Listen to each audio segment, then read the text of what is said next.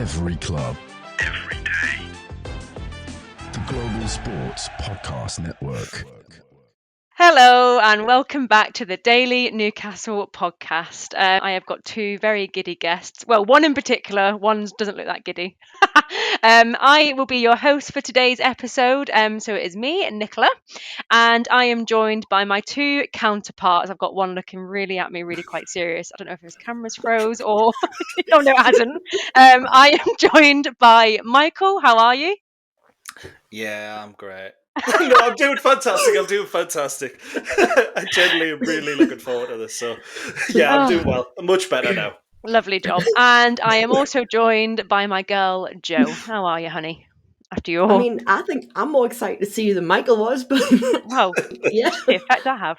I'm so excited. I'm all giddy, like you said. So yeah, I'm good. I'm surprised because you've had an afternoon of it. So nice to I've see had you. a day, Sherry, man. darling. A whole day. Yeah. It's been a week, and we're nearly at Friday. Well, by the time the listeners listen to this, it will be Friday. So happy Friday, everyone. Happy Friday. Right. So today we will be previewing our trip to the Saints for the weekend's fixture, and I thought we can get into that in part two. But part one, I know, I don't know if everyone's been listening this week, but we did an episode earlier in the week where we talked about PSR and financial fair play and transfer windows and how boring the transfer windows have got because people like Man City and Chelsea just have all the money to spend and we don't. So I thought today we'll just quickly touch on the lack of transfer news coming out of the Newcastle camp. Me moaning, and it's not me criticising. It just seems to be... Yes, it is. It just seems to be us that always seem to be suffering a little bit, or things are just a bit quiet, and yeah. So obviously there's heavy rumours going on that Miggy is on his way out the door for the second year in a row now. We've got to this point where a couple of clubs have, put their interest in him. We've got to the point, and then there's been no news. And I think this rumour has been circulating now for at least a week, and we don't seem to be any more sort of along with the deal. So I want your guys' opinion on how you're feeling, sort of on how the transfer window looks for us and how quiet it's been and what you're sort of thinking and your general consensus about what's going on, really. So, Michael, start with you.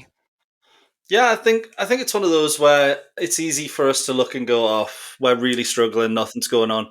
But honestly, I don't think anyone is. I know we're seeing things like, Nottingham Forest are putting a £22 million in bid in for Johan Wissa. That buys his left leg. They're never going to buy him for that. Mateus Cunha's potentially, they're saying he could be off to Forest. I know he's had a falling out with the Wolves manager Pereira, so that could potentially happen. But I generally don't think anybody is going to be spending money. And I think a lot of the stuff that's coming out, and this is probably a bit harsh to say towards football journalists and stuff, but it feels like a lot of it is just agents putting it out there, trying to make something happen when nothing really is. And if you're a journalist, you have a solid lead from an agent, you have to put it out there because it's news. The agent is telling you himself. But the reality is most clubs are looking at things at the moment and going, we can't afford to risk it. I mean, look at Ipswich. They've spent 20 million. They're in a relegation battle. They would need to spend a lot more than that. Our opponents at the weekend, Southampton, they've spent out. Everyone is crippled. Yeah. True. Very good outlook. Jo? I didn't expect too much, I'll be honest, in this window. Yeah. So I'm not overly surprised, shocked, whatever you want to hear, because I have heard, I know we're all joking about moaning, we're not really moaning, but I've heard a lot of people actually moaning, surprise, about the lack of signings and where's the 70 million gone from the Gahey bid and all this sort of jazz. Yeah. I would like to see the Miggy deal done because I think, like you've just said, this has dragged on for so long, it's getting to the point of, is he actually ever going to leave until his contract runs out and then he's forced to leave? But, he's still got a job he can do elsewhere. So all jokes aside on him, he has peaked for us. He's done his job. He can't really do anything more. He needs to go on. And he's got a lot to offer still, but for someone else, really. And I think he wants to go back to the MLS anyway. So personally, in my opinion, please go for multiple reasons, not just for us, for yourself as well, would be my thing as well. Incoming-wise, I mean, you obviously hear all the usual rumblings of completely random and ridiculous stories. To name one that I saw today was the Douglas Luiz swap deal, apparently, that we've got going on with Tonali going out, and Douglas Luiz coming in. I mean, come on. I hadn't seen that. I've been online all day, though. So Well, I knew we were going to touch on it, and I just remembered it from earlier on when I was really busy at work, obviously. So I thought I'll remember that one for, and clearly I've had a very productive day. My manager knows me; it's all right. He's listening. And then apparently Grealish, we're in for Grealish, and guess why we're in for Grealish? I bet it's because Man City are just doing absolute dog at the minute, and Grealish doesn't really get played a lot anyway, does he? I know he's scored recently. Wow. But yeah, that's just another random person that we'll link to. That not a cat in hell's chance will he become at Newcastle. Say on the unlikely event, and this is not me saying I want Jack Grealish because I don't think I do. Maybe back in his peak with Villa, I would have snapped your arm off. He's great back then. Now he's now he's sort of at Man City. We don't see much of him as probably what we're used to. And obviously we've seen his England career dip ever so slightly because he spent most of his time on the bench at City. Would you guys, if the opportunity arose, would you guys take Grealish into the team? And does he go straight into the first team? Is my question. Michael? Yeah, absolutely. I was going to say, yeah, I agree with Michael there, yeah. Yeah, Grealish is one of those players that he's a confidence player. He needs a good run in the team, and that's never what he's going to get under Pep Guardiola. Agreed. Guardiola's took that little bit of attacking flair out of him. He's made him a bit more of a defensively minded player, which isn't great for Grealish as a player. But I think when you look at what he did with England when he had a sustained amount of games, I know he didn't really play against great opposition, but he looked incredible. And I think if you give Jack Grealish time, which Eddie Howe would, and you give him game time consecutively, which, let's be honest, we're doing to Murphy at the moment. Of course, we'd give it to Grealish as well. Yeah. So Murphy's just showing with game time, you can turn a player who, let's be honest, 10 million worth player, potentially. If he was 5 years younger, you could probably be able to sell him for 40 million now. Like, that's how good he's playing. And that's just a purple patch. And I think Grealish, if he came to Newcastle, it's not going to happen. But I'd love to see him in a Newcastle shirt, even if he, just so he could play like Almiron. Well, I'd like to say, wouldn't that be a 10 of events of Miggy out, Grealish in? Joe, do you agree? Yeah, I mean, strange enough, it is strange to say I've always been a fan of Grealish, but I have to a degree because I like what you said, what he did back in Villa. Yeah.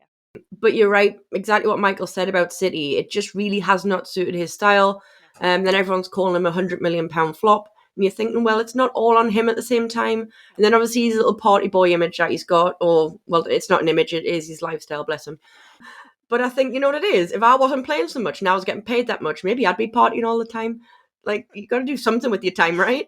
He's a dad now as well. I mean, I think he's a bit more busy than partying. He's had a baby recently, isn't he? You never know these days, man. They get up to all sorts of these footballers, man. You don't. Yeah, absolutely. No comment and all that, yeah. This is very true. I agree with what you both said about him. I feel really sorry for him that his career seems to have slowed down because with Villa, he just hit an absolute, a bit like Isak, wasn't it? Obviously, just hit an absolute peak. And I would have snapped your arm off for Grealish. I think I still probably would, to be honest. Yeah. I think with the right sort, I'm not saying Pep's the wrong coach for him because obviously Pep's incredible, but with the right coach and that suits Grealish's style of play, I think he would be an asset to any team, to be honest. So, but you're right actually about Pep there. He's a great coach, but he might not necessarily be the great coach for him because not all footballers are going to pair well with the coaches, and that's where Eddie's been able to get the great out of our team.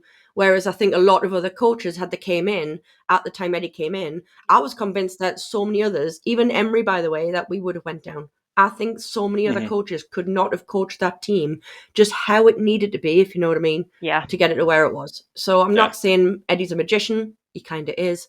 But, he's done things that other coaches can't. But then I appreciate Pep's also done amazing things. However, Pep has only ever coached brilliant teams. I want to see Pep in some lower league team really show me your managerial skills, boy. Then I'll respect you fully. Not that he obviously cares at all about Ginger Joe in Newcastle who's sitting there bleating on about him. Luton Town. Imagine. Wouldn't that be a story? We're going off a bit of trail now, but I'd just like to talk about it. Do we think we'll ever see Pep coach a lower side? Not a league, but like a lower... when City get relegated. Fair enough. No problem. I think next step for Pep's got to be international. He's conquered pretty much everything in domestic football. He'll go to he'll probably end up at Spain, dominate there. England will fail to win another trophy because of it, and we'll all hate him even more. because we hate success. Clearly. Anyone successful could get in the bin. Yeah, true. We don't know success. True, which is why we love Newcastle. Not yet. That's why you like the Washington Commanders. It's exactly why. It's exactly. I love losing. It's great. Yeah. Anyone wondering what's going on? We've all recently discovered that we all like American football, and Joe To a degree. is, well, to a degree, yeah. And Joe was giving us a little bit of lip earlier about the teams that we follow. So yeah, it's going to be all right, Joe. Don't worry. I think we'll end part one there. I do have one more transfer, well, two more transfer bits, but we'll go into part two in that. So we've got the first advert, which will be read out by Joe, and it's from our sponsor Zencastr. Cool. Here it's. Speak properly, Joanne. Really good stuff. Go. Fountain screwed up at some point, wasn't it? Go again. Right. Here at the Global Sports Podcast Network, we spent a lot of time selecting our delivery platform. Zencastr came out the clear winner with 4K video recording from your phone and AI editing that automatically removes all those ums and ahs. It's super easy to start podcasts, it sounds great, and it's delivered efficiently. Or not sometimes. If you're ready to tell your story, check out the link in the show description to learn more about Zencastr. Beautifully read, Joe, in the end. Well done. Kinda. Got that. Oh, lovely.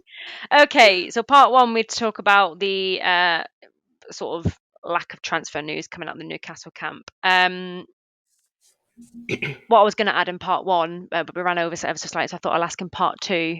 I have given you this question before we start, so I'm hoping you've had a bit of time to think. Each got one player that we could bring into the Newcastle squad tomorrow. Who would it be? Are we talking realistic, by the way, or none? Well, any.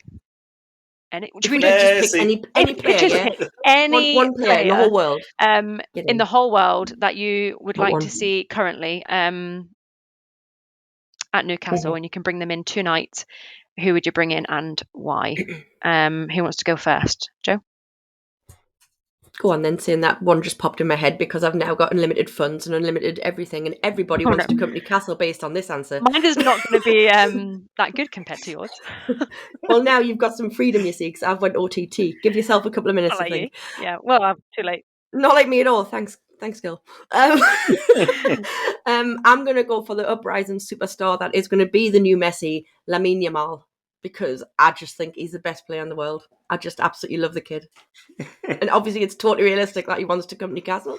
He's coming tomorrow, So mate. I heard it. I've seen it on Twitter this morning. Obviously, you've not heard those links. Yeah, exactly.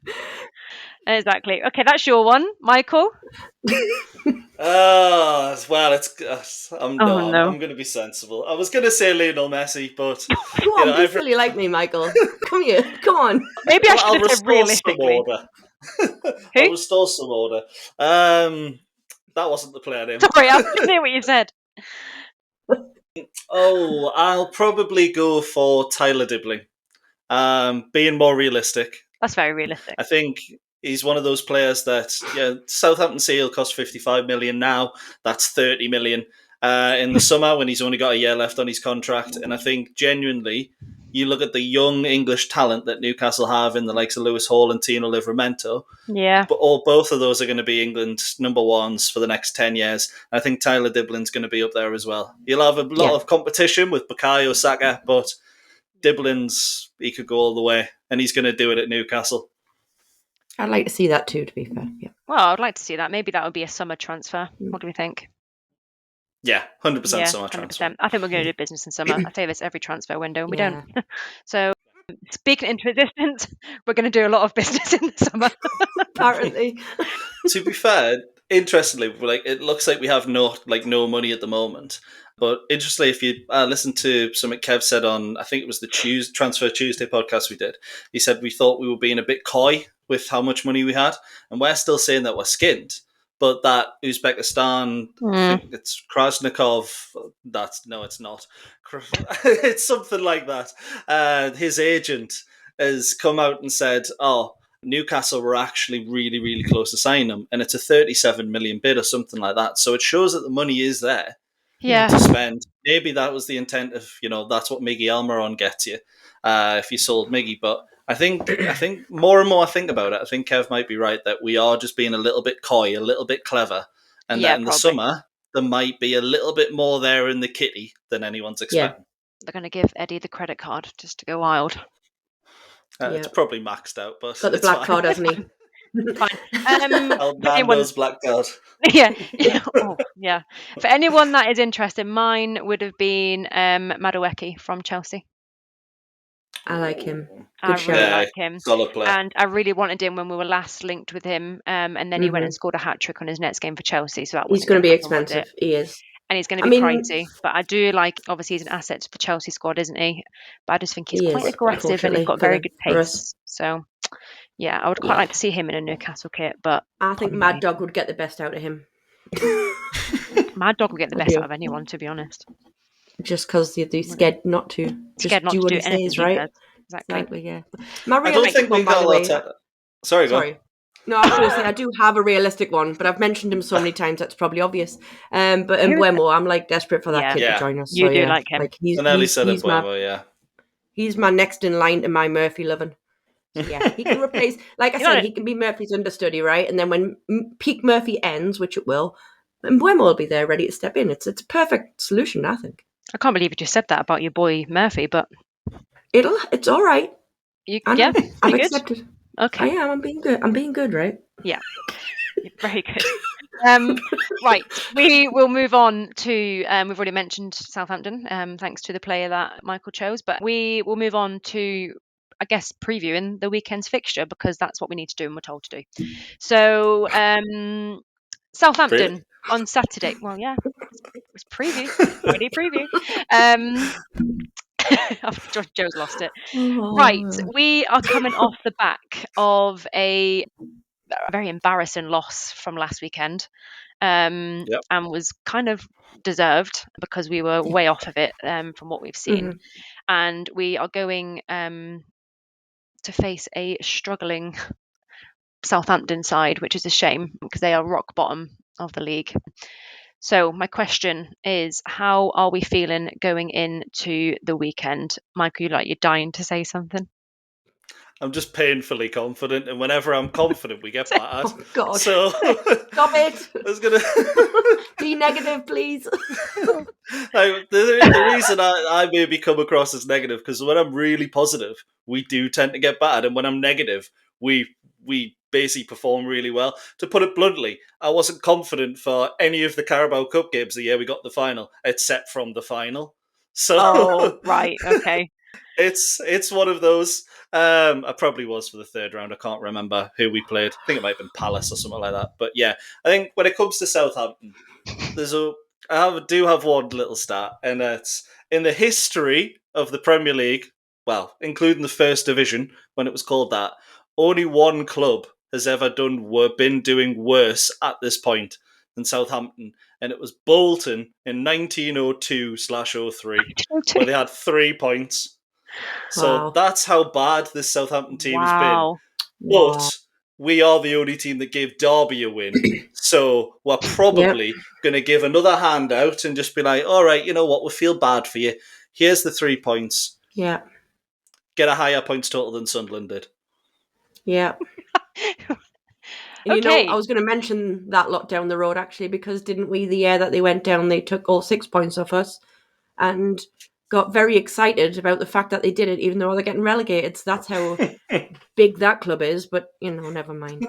But it kind of does back up what you're saying. We do like to give away pointless points, because that's what it ends up being. Because they're going down Luton last year, didn't we? Exactly that. And look at Luton, man. They're struggling this year. They are struggling. They're really struggling in the Championship. It's like, it's mad. They're doing a Sunderland back-to-back relegation. I was just about to say that. Zach's trademark now. Back-to-back relegations is doing a Sunderland. Yeah, it's the future, apparently. Yeah, it's their slogan. Back-to-back relegation. Sunderland till I die. Yeah. Brilliant. Yeah. Well, no. Absolutely not. No. I was going to say something, but I wouldn't be very accepted on this pod. Right, so Michael, you're feeling really confident about the weekend. Joe, how are you feeling? I was feeling great until he started feeling confident. Now I'm feeling worried. But I'll just go. Michael, pack it in, will you? Could you just... He's gone. Taking his headphones off. He's gone. He is. No, all jokes aside, I am feeling quite confident because you want to think of the Bournemouth game as a blip. we didn't turn up. We didn't deserve anything from the game. Fair play to Bournemouth. They did, and they won emphatically. Great. They didn't just win. They ended up realistically on paper smashing us. Even though 2 of the goals were right at the end, and we're still clinging on to a little bit of hope that we could have actually got a draw at that point, which I thought was quite sad at the time, but never mind. But yeah, we didn't deserve anything. Look, so it's kind of wipe it away. It's done. We need to move on. The players need to move on. And maybe it was just a bit of a kick up the arse type of thing, but whatever I should have said there. That really, I don't know, because sometimes you take it for granted. I know we fans do. And it's going to get in their heads. We joked about it before, like, let us be the confident ones. You guys keep it game to game, blah, blah, blah. And in fact, I said this before the Bournemouth game. So that came back to bite me on the backside, because I literally did say, I was like, let us be the hyper ones. Let us want to go 14 in a row, like I was bleating on about, and we're going to win this and we're going to win that. We had the treble on. And I was like, it's all right, because the players have got their head screwed on and they're all in a clear focus. And what do they go and do? Lose 4-1. So yeah, like, brilliant, Joe. Brilliant analysis. Okay. Yeah, thanks for that. I know. So basically, you've got Michael feeling confident, me being ridiculous. Nick, what are you saying? I am probably just feeling a bit level-headed about it, because I'm like, that's boring. Okay, pod done. Feels like, screw you, Nick, you're boring. Michael chose violence. Okay, then. Didn't he just? No, I was a little bit cocky before the Bournemouth game, because obviously it's nice to see your team be on like a 9-game unbeaten streak, and then they go and embarrass me like that at the weekend. So that's just great. But yeah, and obviously we've already played Southampton this season, where we won 1-0, and good old Fab Shah got sent off. So if we could not have a repeat of the red card, that'd be great. Yeah, I am feeling confident going into it. Look, Southampton, they're struggling. They're really struggling, aren't they? So I'm not going to hide from that. And this should be a team.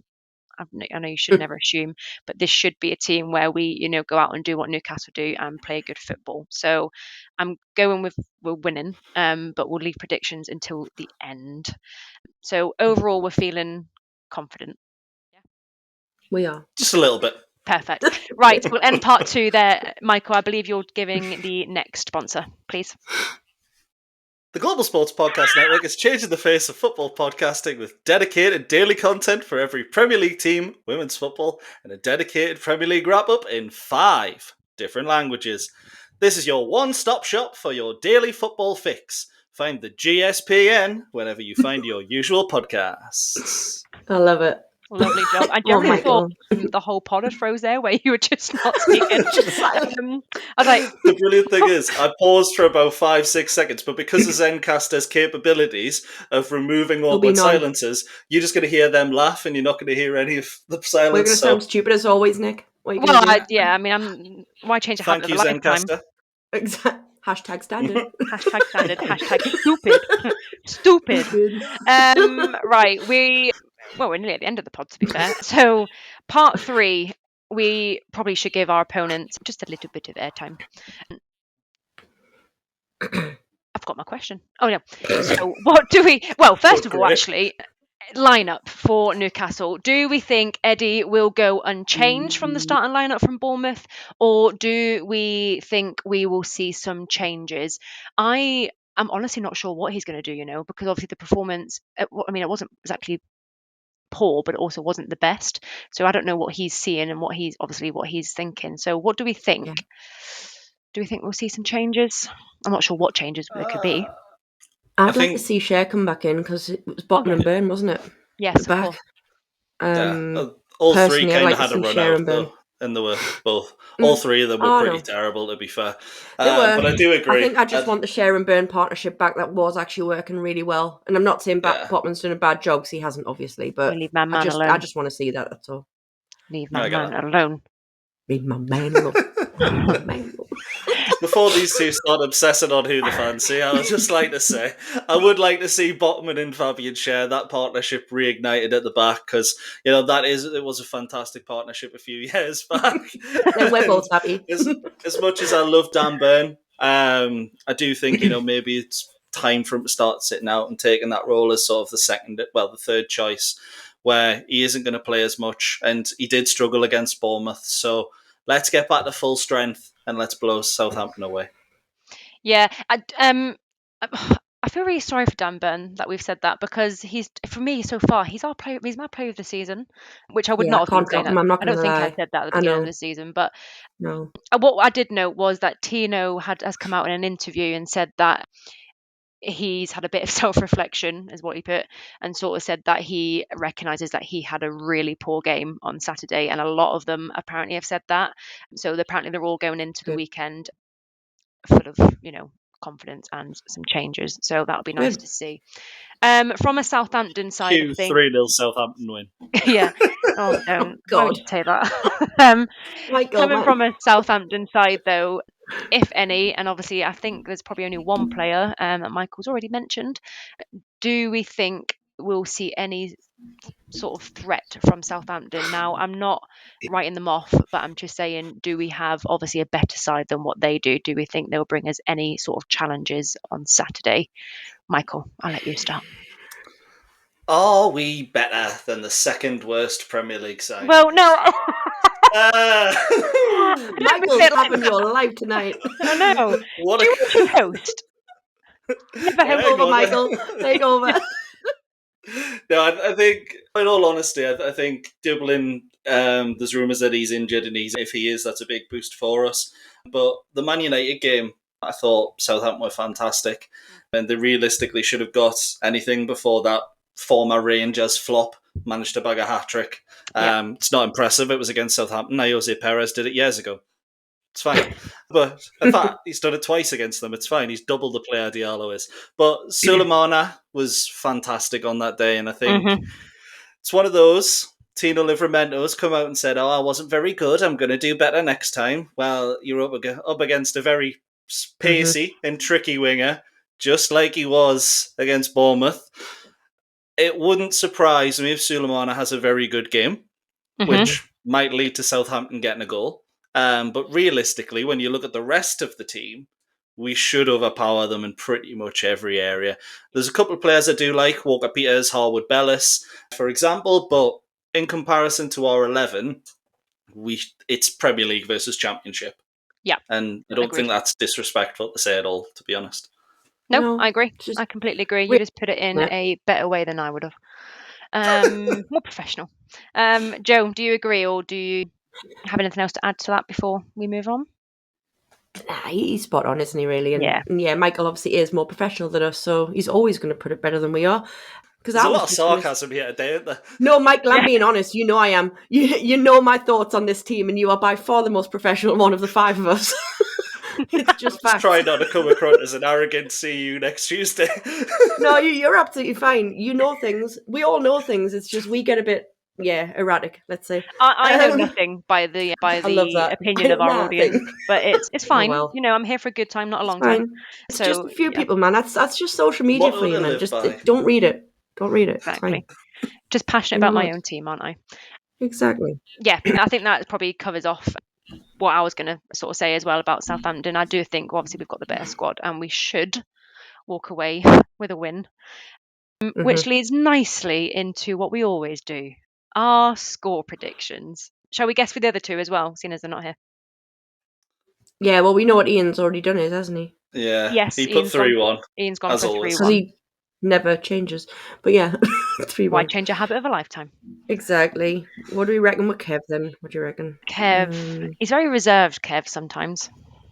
He has been more recently, hasn't he? This is what's happened. Michael's went more kind of, woo, we're going to win everything. Michael's definitely gone rogue. And then Kev's gone rogue in the other way. So it's all very confusing. We balance each other out. It's fine. It is. Yeah. Yin and yang. Down. Yeah, chalk and cheese. Yeah. Should we go 2-0, Kev? What do you reckon? Yeah, Kev's definitely I was thinking 2-0. that, to be honest. Yeah. 2-0? All right, one then. Right, I'll go last then. So, Michael, what score are you saying? I do think Southampton have improved under the new manager, Juric. I think Ivan Juric. So the 6-1 I joked about at the start of the week, it's not happening, if I'm honest. But I do think it's going to be 4-0 to Newcastle. Oh, that's what I was going to go for. Well, you're going to hate me even more because I'm going for 4-1 because we're going to do a reverse of our last fixture. Oh, Sorry, Nick. Right. The There's thing a is, I 3-0 don't know. available. I don't. What? Sorry. There's What a did you 3-0 available if you want that. Yeah, there You is. To be can't just fair. agree with me. Yeah, I think it's going Both to of be. us says you can't. Yeah, sorry. It's nice to be different. It's nice to be different. No, I'll go 3-0. I'll go 3-0. Oh, I really hope we win. Otherwise, it's going to be a depressing pod on Sunday. You know what I'm not going to do, guys? The last time before the Bournemouth game, I clipped our predictions. Yeah, and then don't do that. Clipped all the ones that we were going to guess, put it on, and then I listed all of our predictions. It's not going on socials. No, no, I no, now no. believe I was Do part it. to play. No, Michael. No, don't be a coward. Come on. I am a coward. Let's I'm do an this. absolute coward. Until we win that game, I'm being a coward and I don't care. Right, and before we all start arguing, we'll leave the podcast there. It's just Thank you getting both. interesting. It is.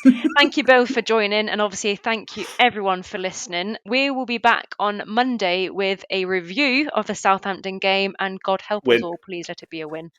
So yeah, see you all then, and thank you for listening. Every club, every day. The Global Sports Podcast Network.